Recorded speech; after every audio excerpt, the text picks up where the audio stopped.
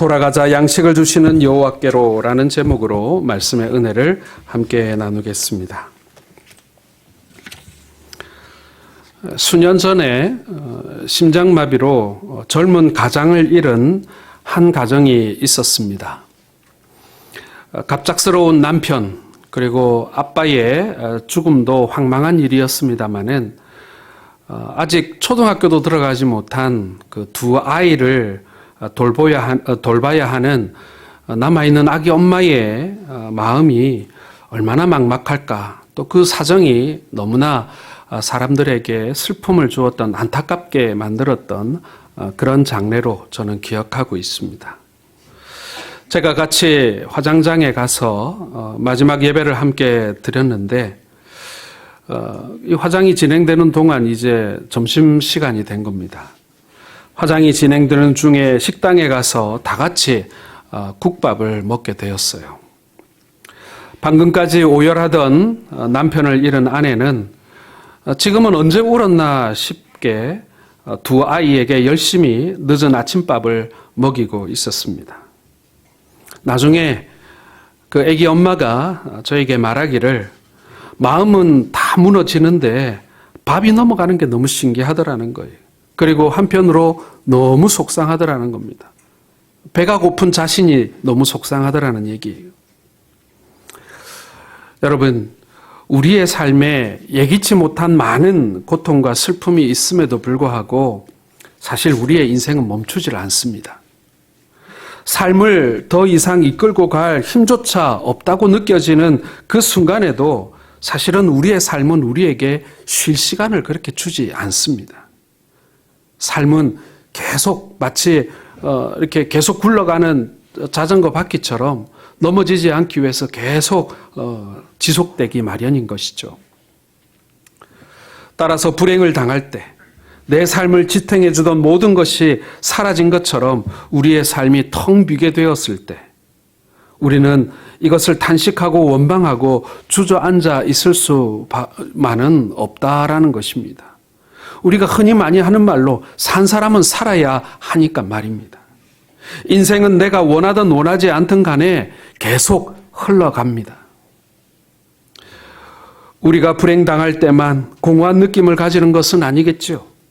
외적인 재난과 불행이 없더라도 사실은 우리가 가치관의 혼란과 방황 그리고 사회와 교회의 부조리에 대한 분노에서 오는 그러한 혼돈과 갈등이 우리의 삶의 의미를 잃게 만들고 고민하게 만들 수도 있습니다. 때때로는 사람에게 실망하기도 하죠. 인간적인 배신과 외로움에 우리가 방황하기도 한다라는 것입니다. 멈추지 않고 한 곳에 서서 머물지 않는 계속 흘러만 가는 우리의 삶 가운데 배고픔과 같이 절실하고 절망적인 삶의 공허를 느낄 때 우리는 과연 어떻게 해야만 하는 것일까요? 오늘 우리는 룻기 1장에서 한 여인의 인생이 어떻게 텅 빈 모습으로 바뀌어져 가는지를 우리는 볼 수가 있습니다. 1절 말씀 같이 읽겠습니다. 사사들이 치디하던 때에 그 땅에 흉년이 드니라. 유다 베들레헴의 한 사람이 그의 아내와 두 아들을 데리고 모압 지방에 가서 거류하였는데, 자, 한 가정이 등장합니다. 남편은 엘리멜렉, 아내는 나오미, 아들은 말론과 기럐입니다. 흉년으로 자기 고향을 떠나게 된 한 가정이 그려지고 있습니다. 그런 생각을 해봅니다. 하나님의 성경이라는 것이 정말 보편적이고 세계적인 온 인류를 대상으로 하는 하나님의 말씀인데 하나님께서는 왜 오늘 이 한 가정의 이야기를 성경에 기록하고 있을까? 여러분, 이것은 그 시대에 살았던 수많은 가정 가운데 한 가정의 이야기이기도 하지만 하나님께서 오늘 우리에게 들려주고 싶어 하시는, 하나님께서 역사하시는 한 가정의 이야기이기도 하다라는 것입니다. 말라 비틀어진 곡식들만 널려있는 고향의 들판을 떠나서 타국으로 향하는 나오미의 가정의 모습에서 우리는 처량한 감정을 느낄 수밖에 없습니다. 그러나 그때까지만 하더라도 나오미는 그렇게 불안하지는 않았을 것 같습니다. 하나님의 징벌로 땅에 흉년이 들다가도 곧 하나님의 자비로우심으로 인해서 땅에 소산이 가득할 날이 오기 때문에 그런 것입니다.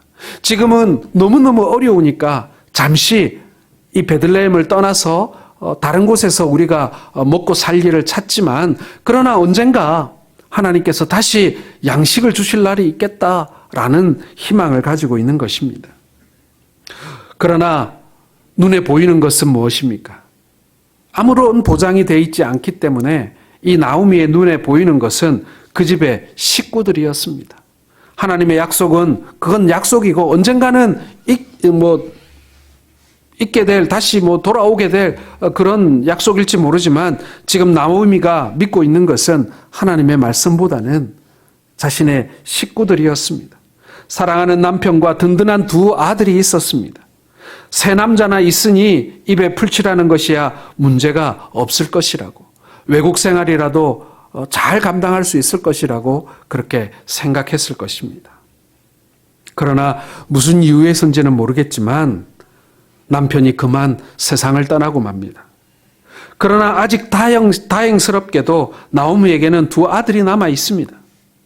남편의 죽음이 작은 슬픔은 아니었겠지만, 그러나 두 아들이 있다면 충분히 위로가 되지 않았겠습니까? 어찌되었던 두 아들이 모두 장가를 가고 그리고 며느리들까지 얻었기에 이 나오미의 남편을 여윈 슬픔은 그렇게 긴 고통만은 아니었을 것입니다. 그러나 이러한 위로의 세월도 기껏해야 10년 미만이었습니다. 나오미의 두 아들이 갑작스럽게 세상을 떠나게 됩니다. 여기서 우리는 나오미의 인생이 텅 비게 되는 과정을 보게 됩니다. 처음에는 흉년이 들었고, 그 다음에는 남편이 죽었으며, 그리고 10년이 지나기 무섭게 두 아들이 연달아 죽는 것입니다. 우리 성경에서 보자면 불과 1절에서 5절밖에 안 되는 짧은 절들 안에 무려 3번의 엄청난 비극이 이 가정에 찾아오게 된 것입니다.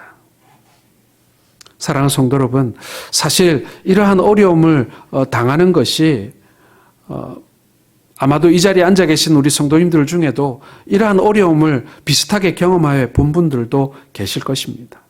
정말 정신없이 이렇게 몇 번 큰 일을 맡게 되면 집안이 기우는 것은 더 말할 것도 없지만, 이 시대에는 여러분 정말 금방 굶어 죽을 수도 있는 그러한 위기의 상황에 처하게 된 것입니다. 주목해 볼 것은 무엇 때문에 이러한 비극이 이 나오미의 가정에 불어닥쳤는지 성경 본문은 정확하게 밝히고 있지는 않습니다. 오늘날의 우리들은 이런 비극을 만나게 되면 쉽게 그 원인을 도덕적으로 설명하려고 합니다. 우리가 그렇게 생각도 하고 그렇게 말도 잘 합니다. 죄가 있어서 벌받았다, 그렇게 말입니다. 나오미의 경우에도 그 남편은 선민 이스라엘로서 가나안 땅에 하나님 주신 땅을 지키지 않고 모압 땅으로 갔기 때문에 죽었다, 그렇게 여러분 설명하기 쉽지 않습니까? 나오미의 두 아들은 이방 여인들과 결혼했기 때문에 죽은 것이다, 그렇게 말하기 쉬울 것입니다. 그렇게 결론 내리면 이 성경을 해석하는 게 얼마나 쉬운지 몰라요. 물론 이 가정의 불행에 대해 설명 가능한 원인일 수도 있습니다.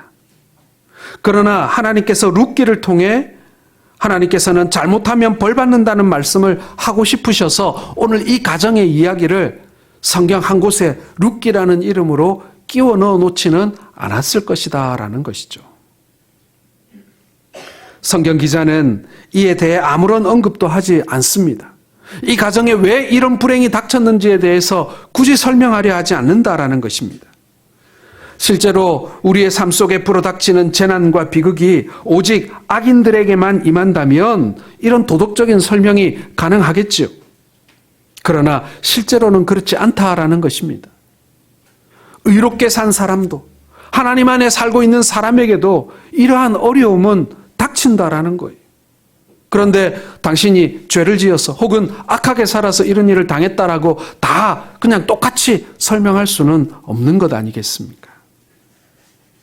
그래서 예수님께서는 누가복음 13장 4절에 이런 말씀을 하셨죠.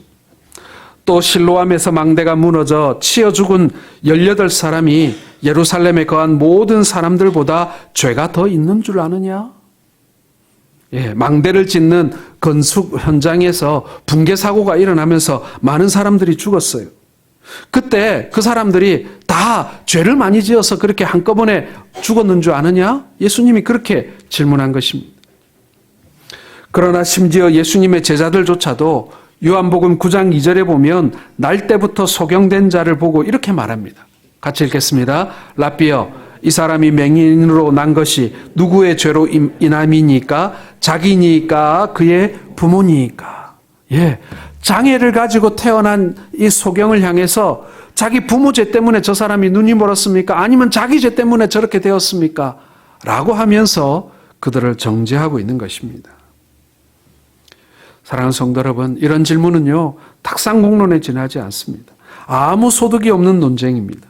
실제로 불행을 당한 이들에게 이런 질문은 공허한 것이고 깊은 상처마저 줄 수 있는 것입니다.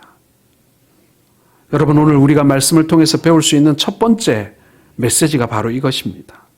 남은 자들을 정죄하지 말아야 한다라는 것입니다. 사실 우리 형제들 중에도, 우리 성도들 중에도, 우리 이웃들 중에도 어려운 일을 당하는 이웃들이 분명히 우리 주변에는 항상 있습니다. 여러분, 그런 사람들을 향해서 정죄하지 마세요. 함부로 판단하지 맙시다. 저 사람이 무슨 숨겨진 죄가 있나? 저 사람이 뭐가 좀 잘못해서 저런 일이 벌어졌나? 그렇게 판단하지 말아야 한다는 것입니다. 물론 불행을 당했을 때 자신의 과거의 삶을 돌아보고 죄를 회개하는 일은 자신에게 굉장히 유익한 일일 수 있습니다. 그러나 그 이유가 무엇인지도 불분명한 상황 속에서 이런 질문을 던지고 그 해답을 찾으려고 애쓰는 것은 공연한 시간과 노력의 낭비에 불과하다라는 것입니다. 그런데 여러분, 안타깝게도 많은 그리스도인들이 다른 그리스도인들의 불행과 고난에 대해서 이런 식으로 그 원인을 분석하려고 한다라는 것입니다. 교회 생활을 해보면 이런 일들을 많이 겪어요. 정죄하고 마치 바리새인처럼 저 세리와 같지 않음을 감사하고 있는 우리들의 모습을 발견하게 된다라는 것입니다. 여러분, 이것은요, 잘못된 신앙관입니다. 나오미의 가정의 불행을 성경은 그렇게 해석하거나 설명하려 하지 않는다라는 것입니다. 이런 생각이 여러분, 우리가 너무 쉽게 드는 이유가 뭔지 아세요? 그것은 우리가 성공의 복음에 이렇게 젖어 있기 때문에 그렇다라는 것입니다. 한국 교회 안에 이 성공의 복음이 가득합니다. 역사를 되짚어 보면 우리나라는 해방과 6.25를 겪은 후에 꾸준한 경제 성장을 해왔습니다. 민주화도 이룩했습니다. 시간이 걸리고 어려움도 많았지만 2차 대전 이후에 후진국이 선진국이 된 전 세계에서 유일한 국가가 우리나라 아니겠습니까? 어느 나라 사람들이 봐도 성공한 나라이고 그리고 대단한 나라입니다. 이것은 교회도 마찬가지였습니다. 한국 기독교는 말 그대로 기적적인 성장을 이루어 왔습니다. 외국에서는요, 한국 교회를 부흥이라는 말로 설명하기 어렵다 이렇게 말합니다. 교회 폭발이라고 말하는 게 맞다 이렇게까지 설명을 해요.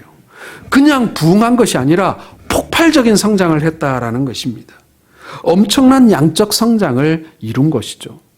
2000년 기독교 역사상 이렇게 부흥한 교회가 없었다라는 것입니다.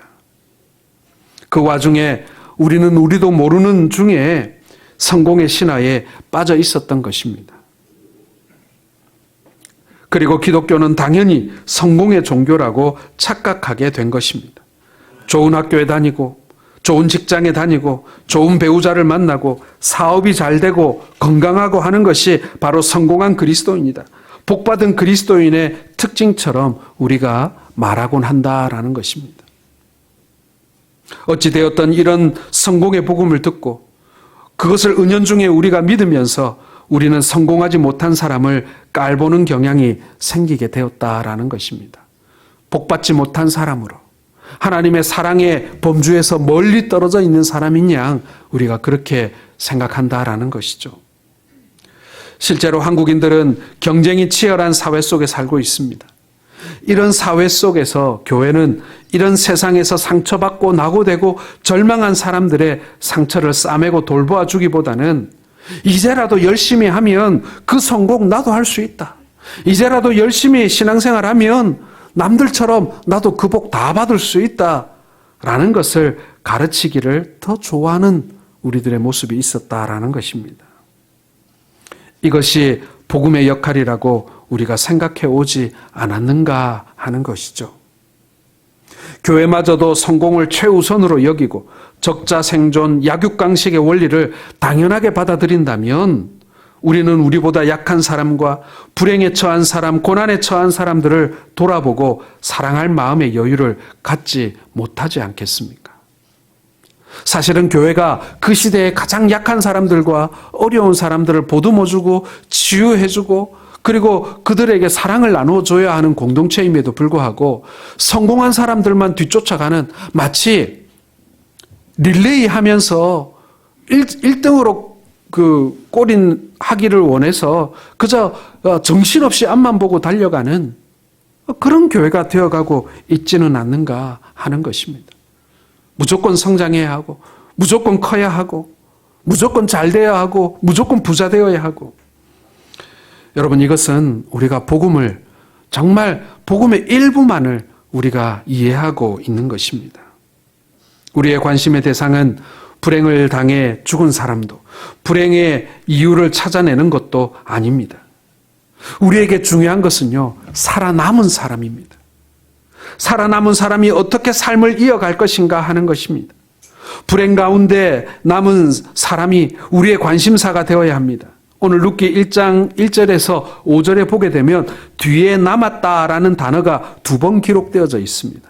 3절에 보면 나오미와 그의 2 아들이 뒤에 남았으며 5절에 보면 그 여인은 2 아들과 남편의 뒤에 남았더라. 이렇게 남았다라는 말씀이 나옵니다. 이유를 모른 채 나오미는 남편과 2 아들을 떠나보내고 혼자 남게 되었습니다. 남편을 여였을 때는 하늘이 무너지는 것 같았을 것입니다. 그리고 2 아들이 자기보다 먼저 세상을 떠났을 때는 자신이 무덤에 묻히는 듯한 절망을 경험했을 것입니다. 나오미에게는 이처럼 엄청난 일이 있었음에도 불구하고 세월은 무정하게 흘러가고 나오미의 삶도 흐르지 않을 수가 없었다라는 것입니다. 마치 아무 일도 없었던 것처럼 시간은 흘러가고 세상은 돌아가고 인생은 계속되고 그리고 아침에 밥을 먹었는데도 점심때 되면 또 배고프고 여러분 그것이 우리의 세상이고 그리고 우리의 삶인 것입니다. 힘든 일을 겪은 형제 교우들을 여러분 돌볼 수 있는 마음의 공간을 마련하시기를 바랍니다. 무엇 때문에 그렇게 됐다라고 판단하지 마세요. 그저 이유 없이 긍휼을 베풀어야 합니다. 제가 전에 우리 순장 총무들에게도 얘기했습니다마는 교회가 가지고 있는 기본적인 기능, 교회가 해야 될 가장 중요한 기능 중에 하나가 뭐냐면 서로를 돌보는 것입니다. 우리가 목장을 만들어서 우리가 서로 한 목장의 가족이 된 이유가 무엇인 줄 아십니까? 누구에게 누구를 가르치고 배우라는 의미가 아니라 우리가 서로 돌보라는 의미인 것입니다. 서로 연약할 때, 약할 때, 힘들 때, 그리고 서로가 기쁠 때든지 슬플 때든지 서로를 함께 돌보면서 살라라는 우리 교회 공동체가 바로 그렇게 하기 위해 하나님께서 이 땅 가운데 세우신 공동체다. 우리가 남은 자들을 돌보는 우리가 성도가 서로를 돌보는 그러한 돌봄의 공동체가 되기를 주님의 이름으로 축원합니다. 2번째로 자 그렇다면 이 나오미와 같이 인생의 공허함을 경험하게 될 때 우리는 어떻게 해야 할까? 우리가 남은 자들을 돌보아야 하는데 그렇게 우리가 남도 당하지만 나도 당하는 이 어려움 속에서 우리는 어떻게 해야만 하는 것일까? 자, 그 해답을 룻기 1장은 잘 보여주고 있습니다. 무엇이냐면 그것은 돌아가는 것입니다. 양식을 주시는 하나님께 돌아가는 것입니다. 자, 룻기 1장에 무려 12번이나 똑같은 단어가 등장합니다. 그건 뭐냐면은 돌아가다라는 단어가 12번 나옵니다. 1장 한 장에서만 말입니다. 결국 1장의 주제는 뭐냐면요. 돌아간다라는 거예요. 돌아감이. 그렇다면 어디로 돌아가야 한다는 말입니까? 오늘 나오미는 두 며느리에게 오늘 우리가 같이 읽지는 않았지만은 1장 8절에 너희는 각기 너희 어머니의 집으로 돌아가라라는 그러한 말을 합니다. 자, 그렇다면 우리가 돌아갈 것은 우리 어머니의 집입니까? 아닙니다, 여러분. 육신의 어머니는 마음의 고향임에도 불구하고 우리의 텅 빈 삶을 풍요롭게 할 수는 없다라는 것이죠. 그렇다면 어디로 돌아가야 할 것인가?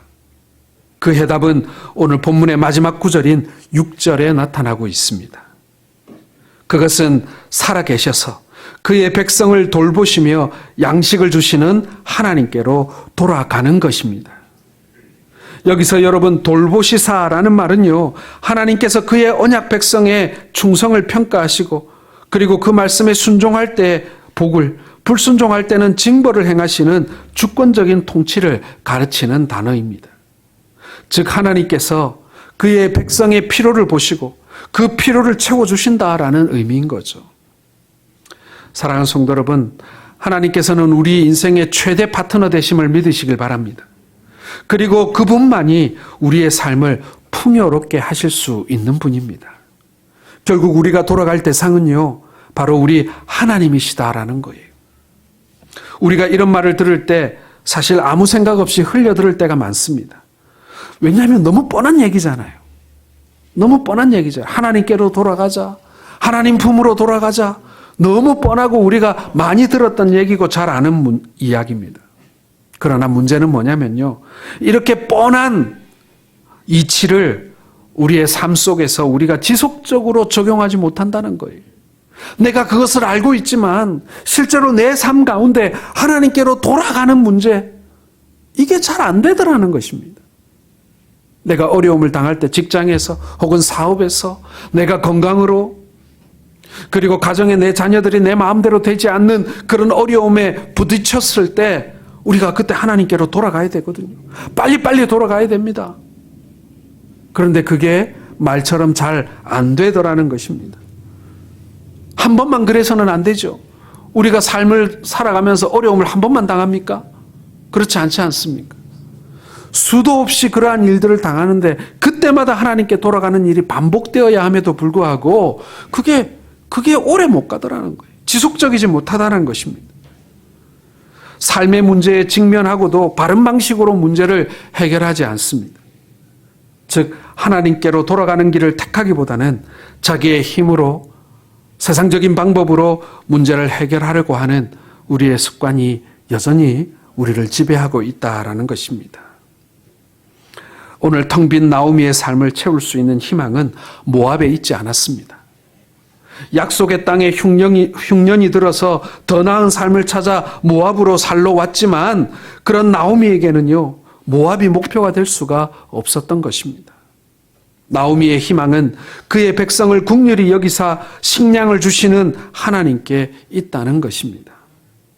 나오미가 자기 고향으로 돌아오려고 결심한 것은 고향 밖에 갈 데가 없었기 때문이 아니었습니다.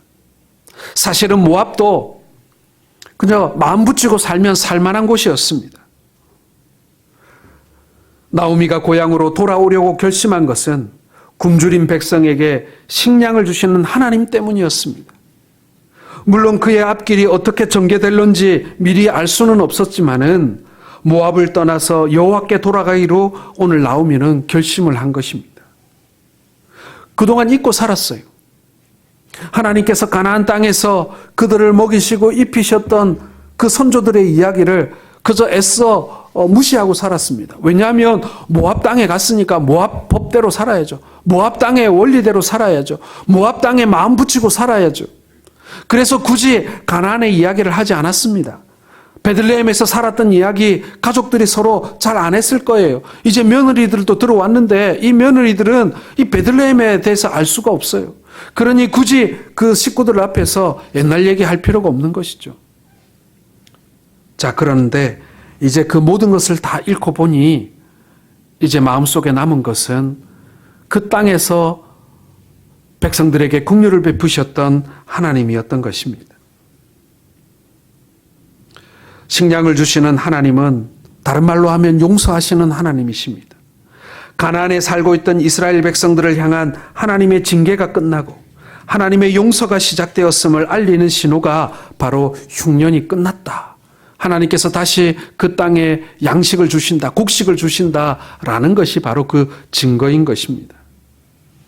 교회 안에는 여전히 죄로 인해 벌받을까 두려워하는 사람들과 그리고 반면에 용서를 너무나도 당연히 여겨서 우리가 죄인이었다는 사실을 까맣게 잊어버리고 사는 사람들이 섞여 있습니다.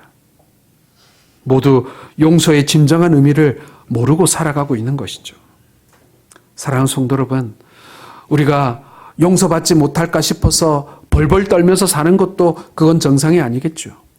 그리고 우리가 죄인이었다는 사실을 까맣게 잊어버리고 우리가 다른 사람들을 정죄하는 것도 그것도 우리가 용서받았다는 사실을 까맣게 잊어버리고 살아가고 있는 거예요. 교회가 정의만을 추구하고 용서가 없었다면 교회는 이미 오래전에 문 닫고 사라졌을 것입니다.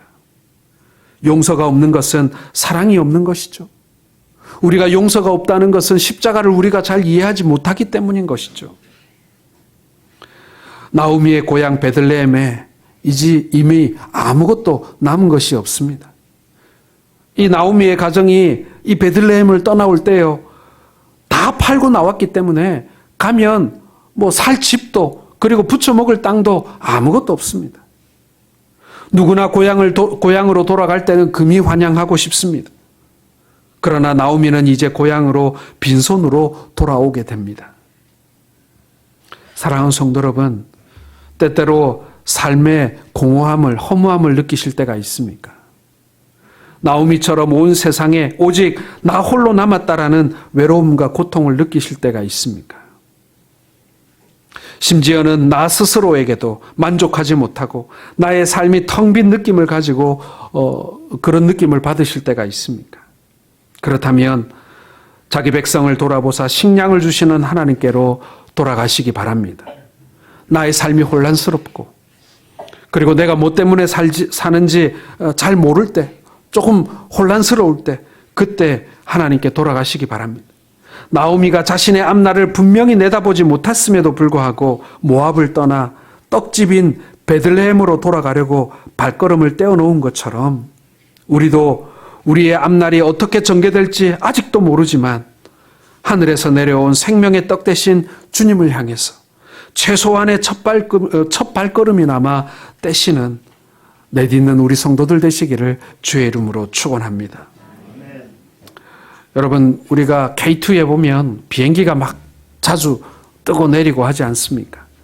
여객기만 오르내리는 게 아니라 전투기가 날마다 뜨고 내리고 합니다. 정말 비싼 비행기입니다. 거의 뭐 우리나라 돈으로 거의 1,000억 원에 가까운 그런 비행기입니다. 세상에서 제일 비싼 전투기가 얼마짜리인 줄 아십니까? 미국의 F-22라고 하는 전투기의 한 대당 가격이 4,700억 원입니다. 이거 뭐 가늠이나 될 금액이겠습니까? 레이더에도 잡히지 않고 세계 최강의 무기라고 얘기하죠. 그런데 여러분, 이 4,700억짜리 비행기도요, 급유를 받지 못하면 한 덩이 고철이 되어 속절없이 떨어지고 맙니다. 제 아무리 잘난 사람도요, 양식을 주시는 하나님께 돌아가지 않으면요, 결국 추락할 수밖에 없다라는 것입니다. 우리의 인생이 잘 날아갈 것 같고 높이 창공을 향해 날아갈 것 같지만 그러나 영원히 그렇게 날 수는 없습니다. 비행기가 날아가다가 또 비행기에서 공중급유를 받아야 그 비행기가 더 멀리 날아가고 더 오래 떠 있을 수 있는 것처럼 사랑하는 성도 여러분, 우리도요, 양식을 주시는 하나님께 양식을 공급받아야 됩니다. 은혜를 공급받아야 됩니다. 하나님께서 우리에게 나누어 주시는 하나님의 그 도우심을 우리가 날마다 사모하며 그분께 연결되어 있어야 합니다. 그분에게 우리가 공중급유 받아야 합니다. 그래야 우리 인생의 비행기가 계속 날 수 있는 거예요. 계속 높이 올라갈 수 있는 거예요. 내 힘으로 아무리 날려고 해도 오래 날지 못합니다. 사랑하는 성도 여러분, 오늘 불행을 당한 이 가정을, 이 나오미의 가정을 바라보면서 결국에는 우리가 주님께로 돌아가는 길만이 우리에게 가장 복된 길임을 우리가 깨닫게 됩니다.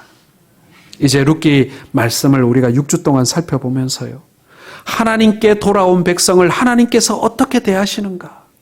하나님께 다시 돌아와 하나님의 도우심을 공급받기를 원하는 당신의 백성들을 우리 하나님께서 어떻게 대하시는가를 바라보면서 다시금 우리의 발길을 주님께로 돌이키시는 우리 모든 성도들 되시기를 주님의 이름으로 축원합니다.